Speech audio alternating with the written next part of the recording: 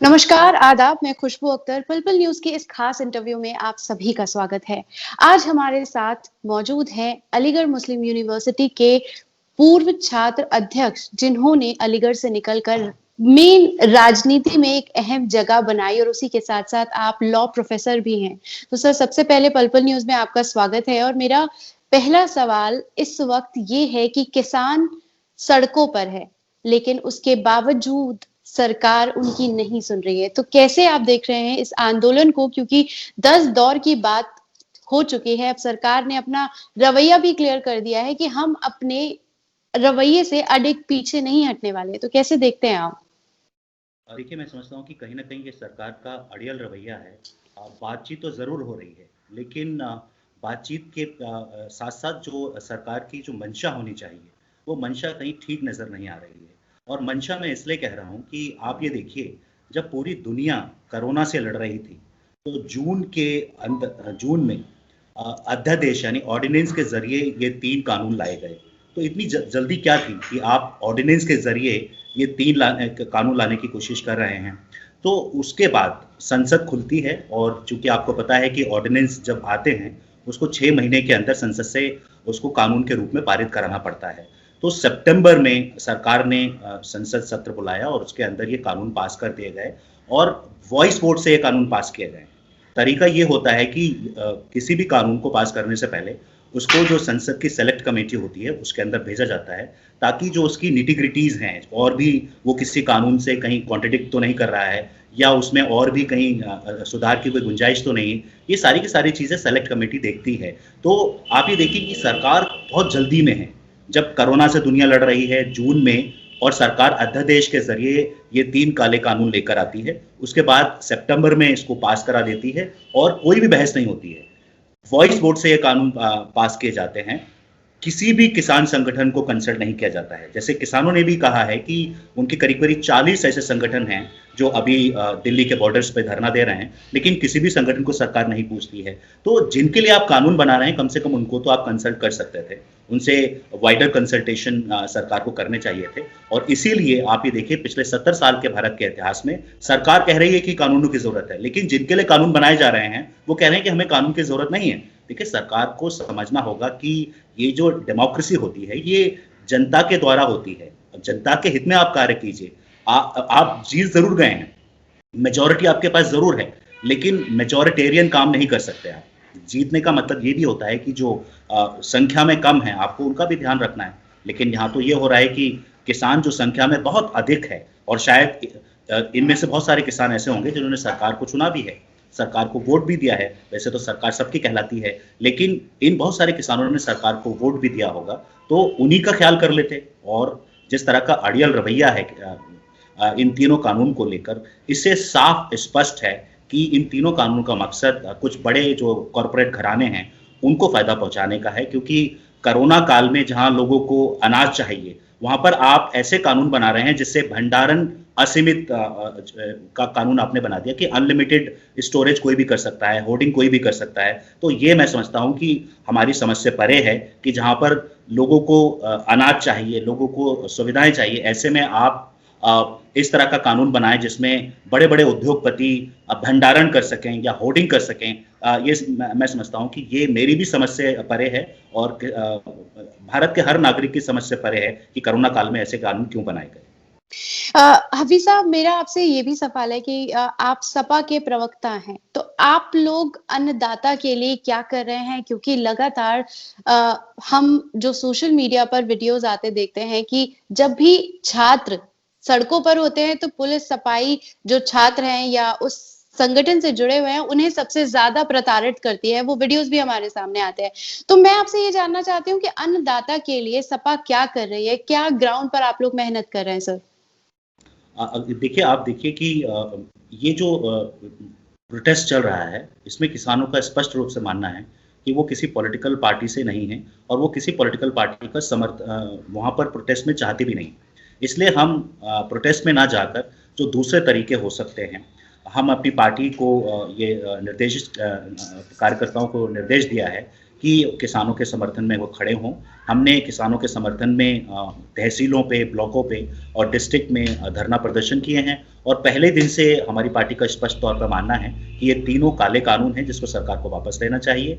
हम protest site पे ना जाकर, क्योंकि किसान भी नहीं चाहते हैं कि कोई पॉलिटिकल पार्टी वहाँ पर आए या वो पॉलिटिकल पार्टी का इस प्रोटेस्ट में किसी तरह का एसोसिएशन दिखे। लेकिन हम पूरी तरह से जो किसानों की मांग है उसके साथ हैं। हमारे राष्ट्रीय अध्यक्ष माननीय अखिलेश यादव जी ने बार-बार कहा है कि इन तीनों कानूनों को वापस लेना पड़ेगा। अभी जब सरकार ने ये एक मसौदा दिया था किसानों को कि 1.5 साल या 2 साल तक इन कानूनों को वो होल्ड रख सकते हैं, तो हमारे राष्ट्रीय अध्यक्ष जी ने स्पष्ट कहा था कि होल्ड रखने से कोई फायदा नहीं होगा। सरकार को इन तीनों कानूनों को कहीं न कहीं रिपील करने की ज़रूरत है, वापस लेने की ज़रूरत है। तो हम हर समय किसानों के साथ खड़े हैं। अभी भी जो 26 जनवरी का किसानों का जो प्रोटेस्ट है, ट्रैक्टर रैली का जो प्रोटेस्ट है, हमने अपने कार्यकर्ताओं से ये कहा है कि वो 26 जनवरी को ट्रैक्टर पे राष्ट्रीय ध्वज लगाकर हर तहसील पर वो किसानों के समर्थन में धरना प्रदर्शन दें। तो हम पूरी तरह से किसानों के साथ हैं और अगर आप ये देखें तो हमारी पार्टी का जो पूरा का पूरा वजूद है वो कहीं ना कहीं किसानों से है और हम हर उस किसान के मुद्दे को सपोर्ट करते हैं, चाहे वो गन्ना किसानों के बकाया का मसला रहा हो, धान किसानों का मसला रहा हो। जब भी इस देश के अन्नदाता पे कोई भी परेशानी आई है, समाजवादी पार्टी ने उस में अग्रणी भूमिका निभाई है और हमने हमेशा किसानों का समर्थन किया है। हफीज साहब, मेरा अगला सवाल आपसे ये है कि आप लॉ प्रोफेसर हैं और देश में छात्रों से आप बहुत करीब रहते हैं, स्टूडेंट आपके सबसे ज्यादा करीब है, मतलब आपने उन्हें बनाया है, इतना आपने अपना पूरा एक टाइम दिया है, छात्र आंदोलन में भी रहे हैं, आप अध्यक्ष भी रहे हैं एमयू के। लेकिन इसी के साथ अगर देखा जाए तो देश में बेरोजगारी बहुत बढ़ रही है। आपको क्या लगता है कि जागरूकता की कमी है या फिर सरकार फिर से वहीं पर आकर खड़ा हो जाता है मसला कि रोजगार नहीं है तो इस वजह से बेरोजगारी बढ़ रही है? देखिए, इसमें मेरे 2 मानना है। पहला तो ये कि जो सरकार नहीं चाहती है कि इस देश के युवाओं को रोज़गार मिले और इसका फ़ोकस रोज़गार पर दिखता भी नहीं है। दूसरा ये है कि जिस तरह से निजीकरण हो रहा है प्राइवेट सेक्टर का, तो उसमें भी कहीं न कहीं जो जॉब्स की बहुत ज़्यादा कमी आ रही है। वो सरकार जो 2 करोड़ रोज़गार देने के वादे पर आई थी, वो पूरी तरह से उस वादे को भूल चुके हैं और अक्सर हम देखते हैं कि उनके मंत्री द्वारा, प्रधानमंत्री द्वारा, उत्तर प्रदेश के भी कुछ मंत्री जो है वो हमारे युवाओं को पकौड़ा तलने की सलाह देते हैं। तो सरकार का जो इकोनॉमी पे फोकस होना चाहिए या जो इकोनॉमिक ग्रोथ को बढ़ाने का एक मकसद होना चाहिए, वो मकसद दिखता नहीं है। अगर आप अनएम्प्लॉयमेंट की जो दर है, रेट है, वो देखें तो वो बढ़ रहा है। गरीबी जो है एक तरह से बढ़ रही है। आप ये देखिए कि महंगाई बढ़ रही है। तो इन सारे जो इश्यूज़ हैं, जो जनता से कहीं न कहीं जुड़े हुए हैं, जिनको हम एक तरह से मुख्य इश्यू कह सकते हैं, उस पे सरकार का कोई भी फोकस नहीं है, बल्कि सरकार ध्यान भटकाने के लिए अलग-अलग तरह के जो पोलराइजिंग इश्यूज़ हो सकते हैं, वो उठाने की कोशिश करती है। तो हम सरकार का ध्यान आकर्षित करते रहते हैं कि वो रोज़गार की बात करें, वो इकोनॉमी की बात करें, वो कहीं न कहीं साइंस की बात करें, वो पॉवर्टी जो एलिमिनेशन है उसकी बात करें। लेकिन सरकार को पता नहीं क्या सूझ रही है कि वो इन सारे इश्यूज़ को दरकिनार करके वो इमोटिव इश्यूज़ और वो जो पोलराइजिंग इश्यूज़ हैं, उसी पर सरकार का फोकस रहता है। क्योंकि हो सकता है कि जो सरकार में लोग बैठे हुए हैं, उनका ये मानना हो सकता है कि यदि हम कुछ धार्मिक मुद्दे उठाकर, कुछ जाति विशेष के मुद्दे उठाकर या पोलराइजिंग इश्यूज़ उठाकर हम जनता का ध्यान भटकाने में कामयाब हो जाएँगे, तो मेरा स्पष्ट तौर पर मानना है कि सरकार को ये कामयाबी नहीं मिलेगी। और आज जो जनता है, वो टीवी के माध्यम से, मोबाइल के माध्यम से, यूट्यूब चैनल्स के माध्यम से, आज जनता ज़्यादा जागरूक हो चुकी है। और जिसको मैं कहता हूँ कि आज जनता जो है वो इन्फॉर्म्ड सिटीजन बन चुकी है, वो बहुत जागरूक है, वो अपने इश्यूज़ को लेकर मैं समझता हूँ कि बहुत जागरूक है और वो सरकार के इस तरह के जो बहकावे हैं, उसमें नहीं आएगा। और आप ये देखिए कि इसी तरह की वजह है कि सरकार को कहीं न कहीं इन जो मुद्दे लोग उठाते हैं, उससे ध्यान भटकाने के लिए वो नॉन इश्यूज़ को लेकर आते हैं। लेकिन मैं समझता हूँ कि जनता इनका जवाब आने वाले इलेक्शंस में ज़रूर देगी। आपने पोलराइजेशन की बात की, यूपी की बात आते ही राम मंदिर, बाबरी मस्जिद अपने आप दिमाग में आ जाता है। तो अभी ये मैं बात नहीं करूँगी कि राम मंदिर सही गलत और ये सब मैं नहीं बात करने वाली हूँ। मैं आपसे ये पूछने वाली हूँ कि अभी ये जो चंदा माँगने के नाम पर पूरा जो माहौल क्रिएट किया जा रहा है, उसे आप किस तरह से देखते हैं? देखिए, यदि किसी चीज़ की स्थापना होनी है, तो उसमें खर्च तो ज़रूर आएगा, ये हम सभी मानते हैं। लेकिन उस खर्च को किस तरह से इकट्ठा किया जाए, उसके बहुत सारे तरीके हो सकते हैं। समाजवादी पार्टी का स्पष्ट तौर पर मानना है, और ये हमारे राष्ट्रीय अध्यक्ष माननीय अखिलेश यादव जी ने भी कहा है कि हम उसे चंदा नहीं कह सकते। मंदिरों में दक्षिणा दी जाती है, दक्षिणा एक प्रॉपर शब्द है, और दक्षिणा हर कोई देता है। हमारे हिंदू समाज में ये सदियों से प्रथा है कि जब भी आप किसी धार्मिक स्थल पर जाते हैं तो वहाँ पर आप दक्षिणा देते हैं।